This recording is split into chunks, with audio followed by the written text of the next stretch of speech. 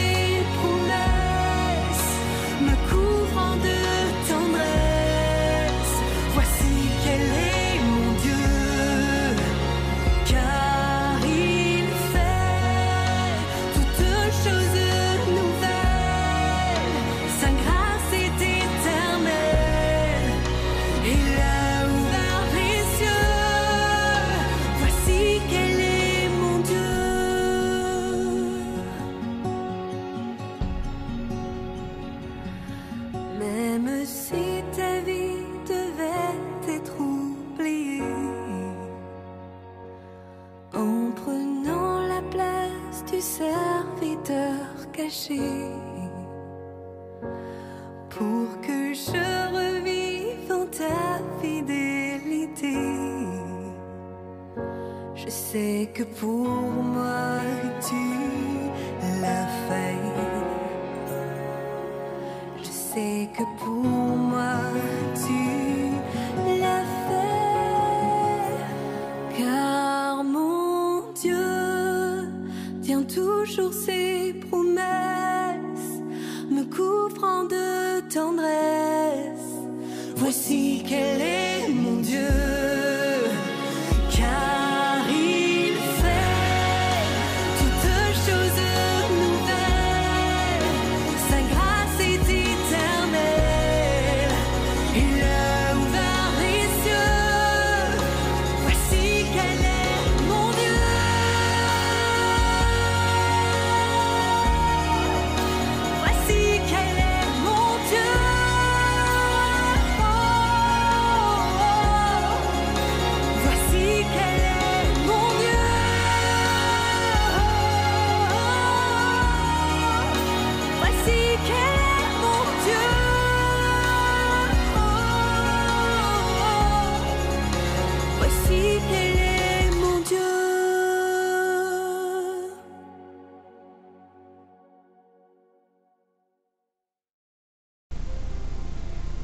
Bienvenue, bien-aimées sœurs en Christ, bienvenue dans cette série d'études où nous étudions la vie de 5 femmes, les 5 femmes qui sont mentionnées dans l'évangile de Matthieu au premier chapitre concernant la généalogie de Jésus-Christ. Nous avons donc vu Tamar, Rahab et là nous étudions la vie de Ruth. Ruth est un livre à part entière dans la Bible, donc je fais l'étude de la vie de Ruth en 4 parties, ce qui correspond en fait aux 4 chapitres de ce livre. Il y a énormément de choses à apprendre sur la vie de Ruth et donc c'est vrai qu'on ne peut pas bâcler cette étude sur une seule et même vidéo.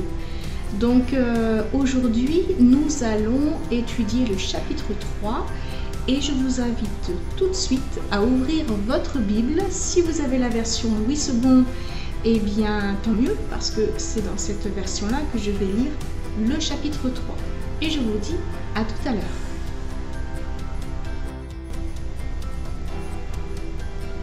Naomi, sa belle-mère, lui dit : « Ma fille, je voudrais assurer ton repos, afin que tu sois heureuse. Et maintenant, Boaz, avec les servantes duquel tu as été, n'est-il pas notre parent? Voici, il doit vanner cette nuit les orges qui sont dans l'air. Lave-toi et oins-toi, puis remets tes habits et descends à l'air. Tu ne te feras pas connaître à lui, jusqu'à ce qu'il ait achevé de manger et de boire. Et quand il ira se coucher, observe le lieu où il se couche. Ensuite, va, découvre ses pieds et couche-toi. Il te dira lui-même ce que tu as à faire. » Elle lui répondit : « Je ferai tout ce que tu as dit. » Elle descendit à l'air et fit tout ce qu'avait ordonné sa belle-mère. Boaz mangea et but et son cœur était joyeux. Il alla se coucher à l'extrémité d'un tas de gerbes. Ruth vint alors tout doucement, découvrit ses pieds et se coucha. Au milieu de la nuit, cet homme eut une frayeur. Il se pencha et voici, une femme était couchée à ses pieds.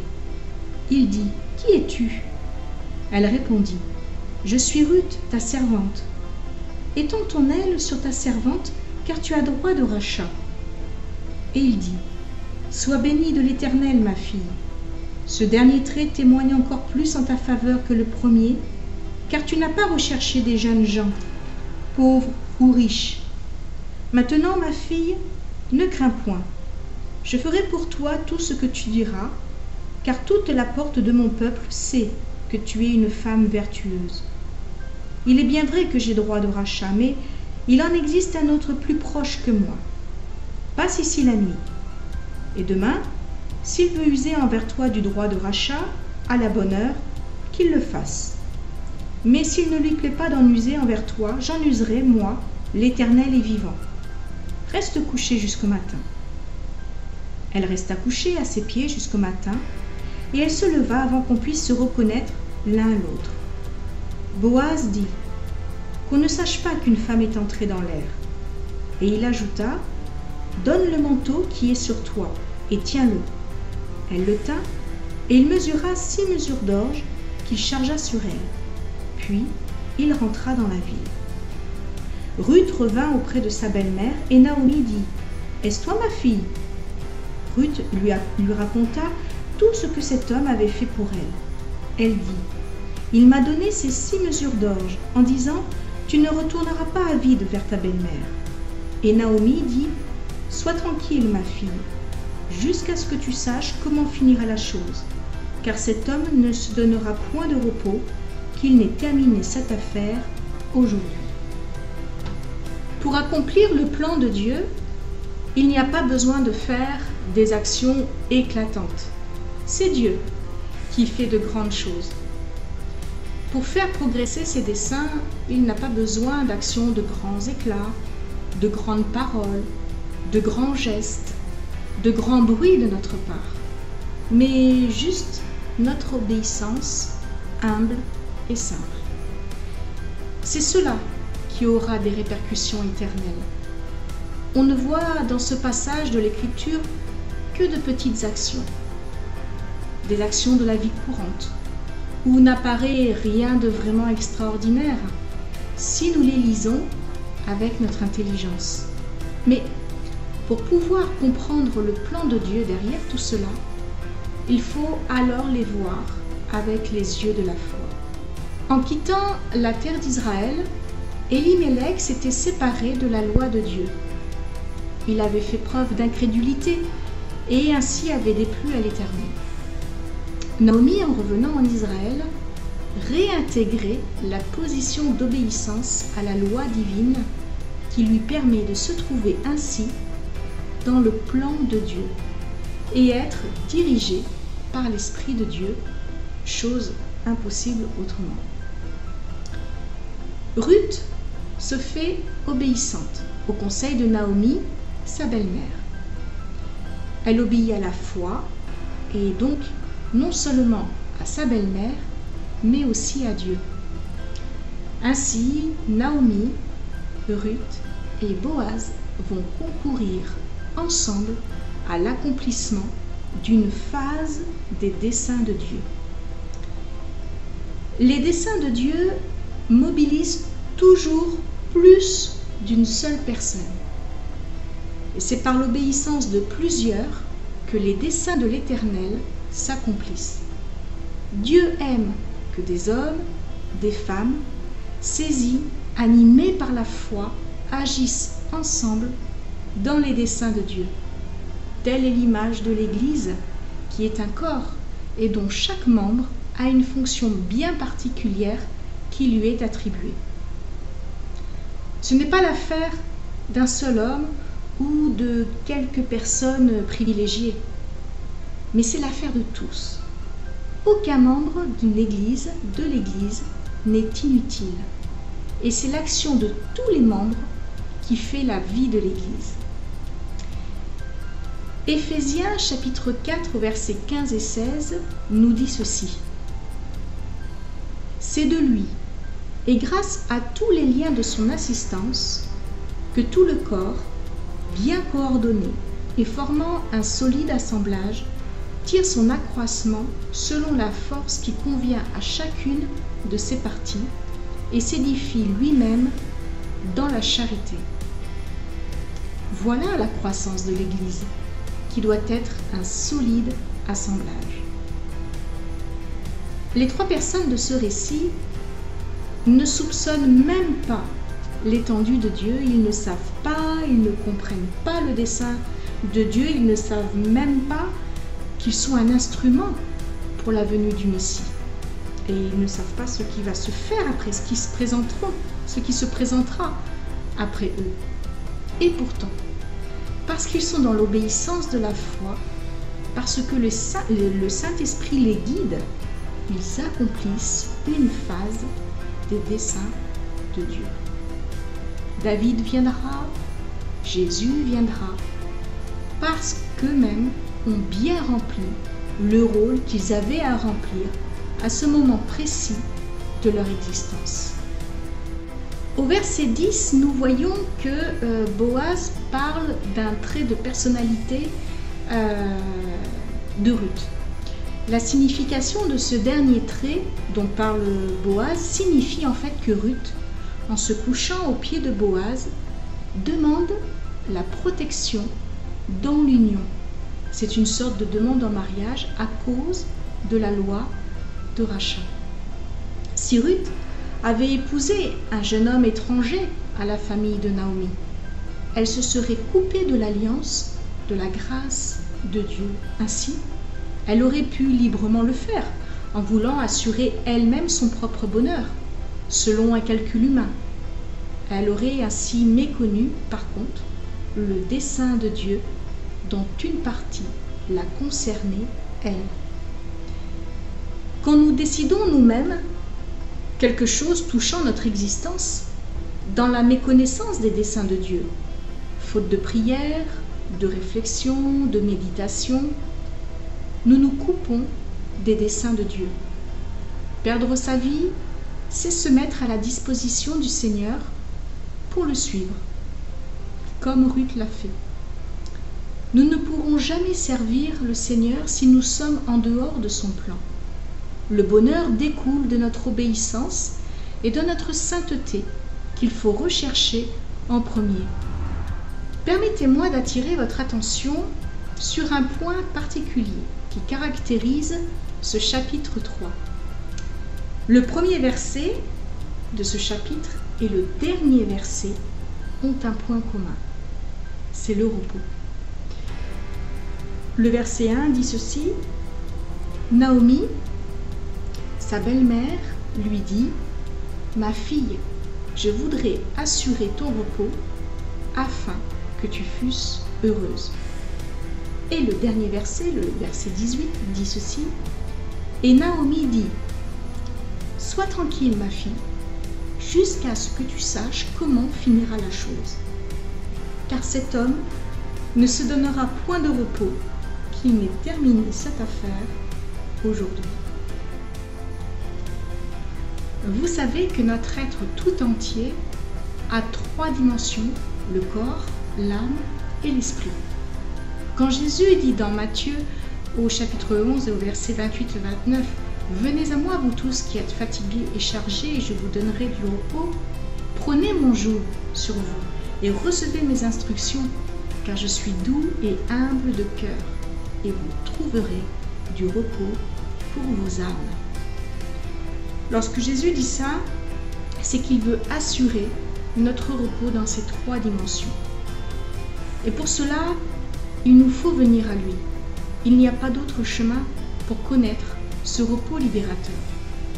À échelle humaine, on peut effectivement trouver du repos pour notre corps avec des antalgiques, du repos pour notre âme avec des antidépresseurs, le repos pour notre esprit avec le silence, le contact avec la nature. Les divers moyens ne manquent pas. Mais pourquoi se contenter de cette échelle humaine alors que le Créateur lui-même peut assurer sans fin notre repos au contact de Jésus? Combien Naomi était inspirée lorsqu'elle déclare à Ruth: « Je voudrais assurer ton repos ». Car Ruth, en obéissant par la suite à sa belle-mère, sans se rendre compte, prenait un chemin qui menait à Jésus. Et Naomi, sans le savoir, guidée par l'Esprit de Dieu, était en train de montrer ce fameux chemin qui mène à Jésus, à travers les instructions qu'elle laisse un peu plus tard à Ruth. Dieu voulait délivrer Israël de ses ennemis, lui donner du repos et le mettre ensuite en sécurité. Peut-être avez-vous besoin aussi d'être délivré de certaines fréquentations qui sont mauvaises. Asa fit disparaître de toutes les villes de Juda les hauts lieux et les statues consacrées au soleil. Et le royaume fut en repos devant lui. Peut-être avez-vous aussi besoin d'être délivré de votre passé, d'un péché non confessé et non abandonné. Job disait « Ce que je crains, c'est ce qui m'arrive. Ce que je redoute, c'est ce qui m'atteint. Je n'ai ni tranquillité, ni paix, ni repos, et le trouble s'est emparé de moi. » Peut-être vous aussi avez besoin d'être délivré de douleurs physiques, émotionnelles, d'angoisse. Et si Dieu vous donne le repos, qui répandra le trouble au-dedans de vous? Ésaïe chapitre 30 verset 15 « Car ainsi a parlé le Seigneur et l'Éternel, le Saint d'Israël. C'est dans la tranquillité et le repos que sera votre salut. C'est dans le calme et la confiance que sera votre force. » Mais il ajoute aussi « Vous ne l'avez pas voulu. » Jérémie chapitre 6 verset 16 « Ainsi parle l'Éternel, placez-vous sur les chemins, regardez et demandez quels sont les anciens sentiers. Quelle est la bonne voie? Et marchez-y, et vous trouverez le repos de vos âmes. » Mais ils répondent « Nous n'y marcherons pas. » Oh, combien c'est triste de refuser l'invitation du Seigneur, lui qui a pourtant les paroles de la vie, pour courir après un repos qui ne rassasie pas. Israël a connu tellement de victoires, mais aussi tellement d'échecs à cause de sa désobéissance. Pendant que je vous parle, je réalise d'un seul coup que Jésus dit venez à moi, vous tous qui êtes fatigués et chargés, et vous trouverez le repos pour vos âmes. Il ne dit pas pour votre corps, pour votre esprit, il dit pour vos âmes. Et si le véritable repos, c'était le repos de l'âme qui permet ensuite le repos du corps et le repos de l'esprit. Cherchez, premièrement, à vous approcher de Jésus et vous trouverez le repos pour vos âmes.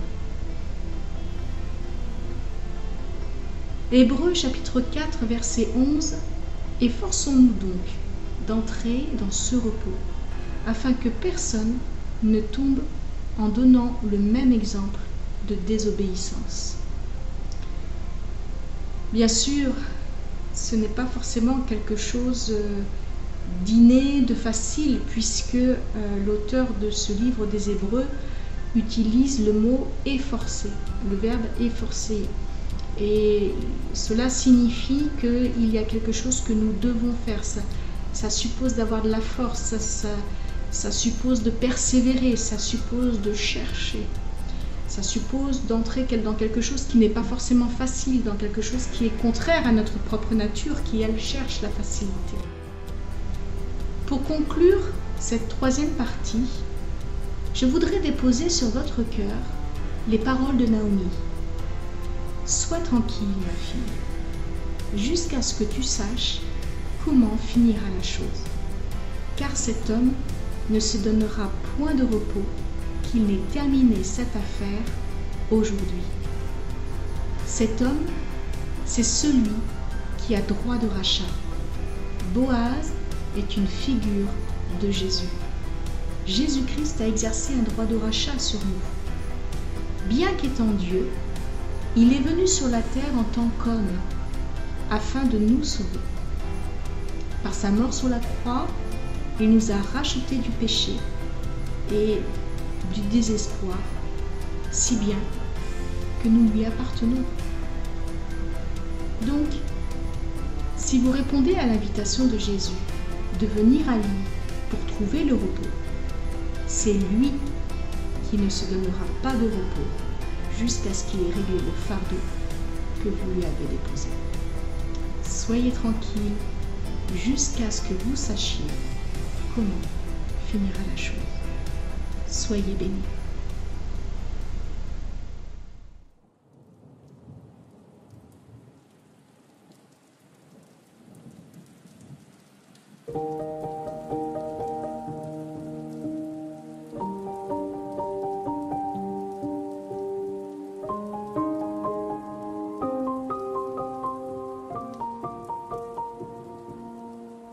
Le Seigneur est mon berger, rien ne saurait me manquer.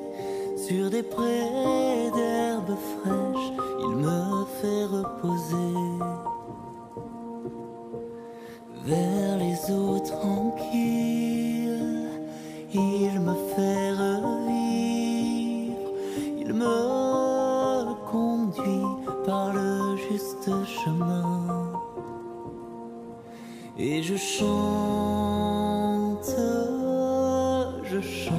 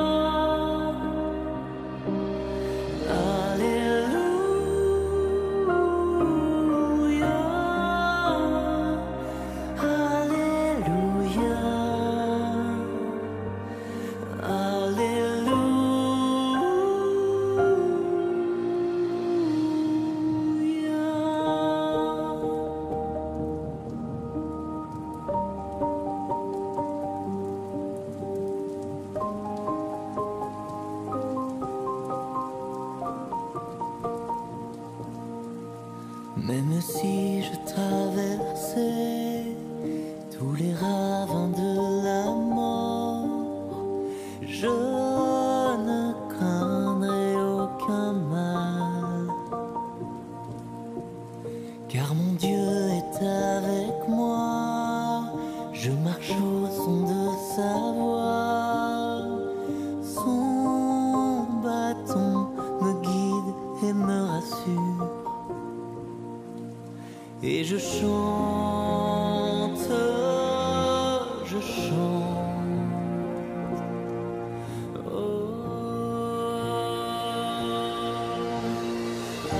Alléluia,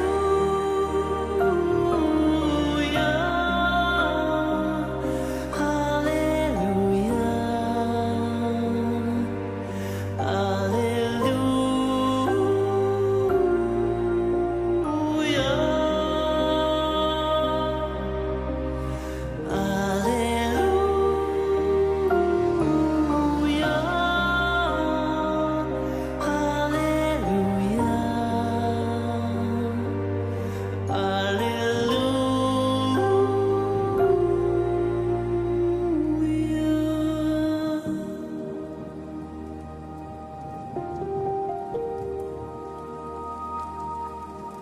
Et tu prépares ma table là devant mes adversaires.